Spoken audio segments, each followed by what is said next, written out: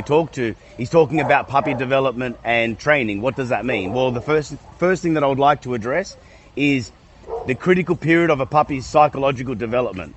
So between the first 7 and 17 weeks of a puppy's life, we call the critical period. And what that means is that this is where they start to develop the foundations of their life. So what's critical for us as dog owners and having a young puppy is that we want to expose our puppy to the world as much as possible. What that means is getting them used to what a harness is, getting them used to walking up and down your driveway, walking up and down the street. We want to expose them to people, places and things, such as loud cars, people and dogs, and different environmental stimulus that happens in our everyday life. Now, what happens is if we wait until after that critical period, after 17 weeks, to get our puppies out and about and seeing the world, the problem is that our puppy can be insecure and fear can start to take over. And fear is very likely to either become avoidance behaviors and your puppy just wants to not go for a walk and stay in the backyard, or fear can turn into reactivity and aggression. So now you're probably thinking, but don't the vets say you're not allowed to take the puppy out until they're fully vaccinated? Isn't that around 16 or 17 weeks? Hence why it's controversial to talk about. And it can be difficult for dog owners to make the right decision, because nobody here wants a puppy to contract the virus and die from it. But nobody wants a reactive, unsocial dog either. So we have to try to meet halfway, right?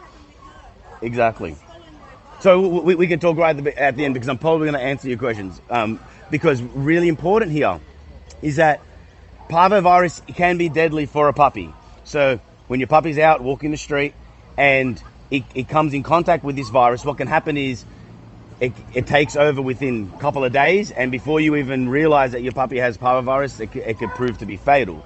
And the problem with parvovirus is that the virus is contracted from a sick dog, so a dog that has the infection, and it comes through their feces. So when a dog does a poo on the grass, it can live in the soil in a pristine environment up to 12 months. So that 12 months of that virus being there, a puppy can come in contact with it and contract the virus.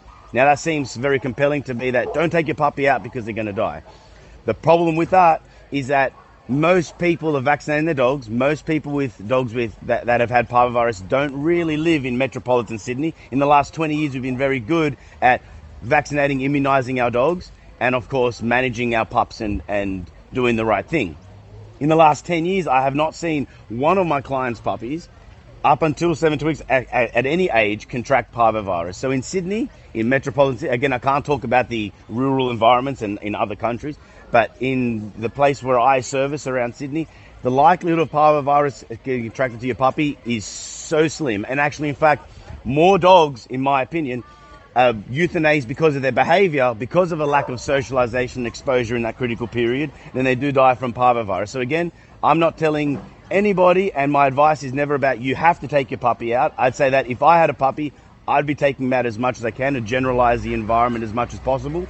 But again, of course, there's always a risk that something could happen in terms of contracting the virus. So advice is, if you have a puppy under 17 weeks old and isn't fully immunized, my advice is get them used to wearing a harness and attaching a leash to it, making it fun and exciting, so feeding your puppies food when the harness is on. And if you want to be extra safe, keep sticking to hard pavement like the footpath and the road when you're out walking, so that your puppy's not coming in contact with other dogs' feces and isn't contracting virus through like contaminated soil. In saying that, you should probably have your puppy around adult, balanced, relaxed and calm dogs, but making sure that those dogs are fully immunized. And of course, don't be scared if you have a puppy to hang out with a neighbor's dog or a friend's dog or a family's dog, because most dogs, if they have parvovirus, you would tell that they have parvovirus and they're dying. So it's really important that we don't want the fear to set in and be like, we don't take our puppy out, we're too paranoid about our dog getting sick. But then what happens is we have dogs that don't, like, or puppies, they say they're 6 months old and they don't know what a man in a hat looks like, or a dog barks at them behind a fence, or they see a horse or a loud motorbike and the puppy shuts down, doesn't know how to deal with that sort of stimulus. So really important, as some basic advice, is try to make the world a positive or a neutral environment. It doesn't have to be overwhelmingly excited. Dogs don't have to play with every single dog they see. Actually, in fact, when you have a puppy interacting with another dog, I want to make sure that I'm the most important thing. So taking food on you and making sure the puppy can focus on you, and then you can mark and reward the best behaviors. So exposure to the world is the most important thing. The second thing that's equally as important is good management for a puppy. So management inside and outside of the house is essential. And what we mean by that is early crate training can be very, very, probably the best thing you can do with your puppy, especially as they're growing up. Now, a lot of people may think, I don't want to put my dog in a cage and inside a little tiny box.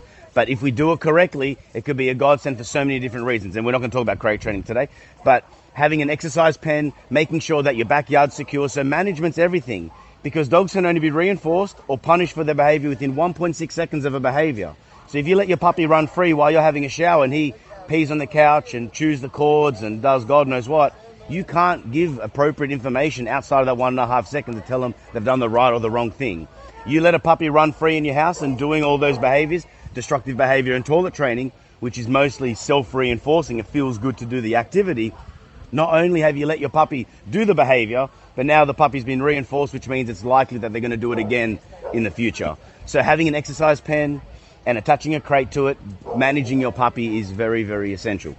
And outside of the house, management is keep your puppy on a leash. It's probably the most basic thing that we can do, except, and a lot of dog owners haven't experienced the frustration of a lot of dogs being off the lead recently. Dogs are off the lead everywhere. And most of the time, well, right now my dog's off the leash, just laying there. Well, the leash is on, but I'm not holding it. If your dog's responding and understands how to be off the leash, I don't say boo to people. But what can be very frustrating is off-lead dogs running up to you, especially if you have a dog that's fear aggressive and can be insecure. And also it's just not really appropriate to let dogs always be interacting with each other. So practicing something very basic of keeping your puppy on the leash at all times. And my requirement is a dog can be off the leash if they can come every single time you call them and holding a down stay.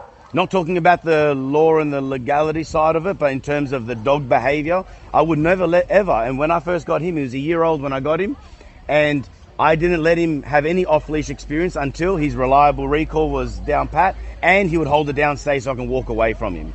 So once you can have those two sides of the obedience training, then we can let our puppies run free. The third thing that I like to address in puppy training and development is teaching a puppy how to learn. So the first 6 months of a puppy's life, we're not expecting dogs to be obedient, but we would like to teach them obedience commands. Sit down, come, go into your bed. We teach puppies commands so that we can teach them how to learn. Once you teach a puppy how to learn as they get older, we can then start layering in more reliable obedience commands, more for function. So if you can make luring and charging a marker and all the things that may not make sense right now, but we can educate that later on, is once we can start teaching puppies how to learn, just arguably like why we went to school. We learned how to learn going to school. And when you finish school, you go and apply yourself in whatever profession that you do. That's exactly what puppy training should be all about.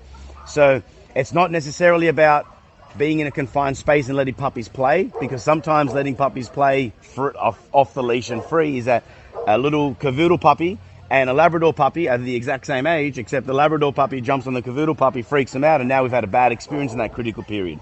So puppy school, if you're out there looking for what puppy school and what puppy training you want to be looking for, ask the questions. Are we going to expose our puppy to the world and you're going to show us how to do that? Are we going to learn how to manage our puppy inside and outside of the house? And how do we teach our puppy how to learn? Because if a puppy at 4 months old doesn't hold their downstay, that's not a problem. We just tell them to go back in the down and we just make positive experiences. So it's important here that we don't put too much pressure on a puppy and expect too much from them, because that could be bad.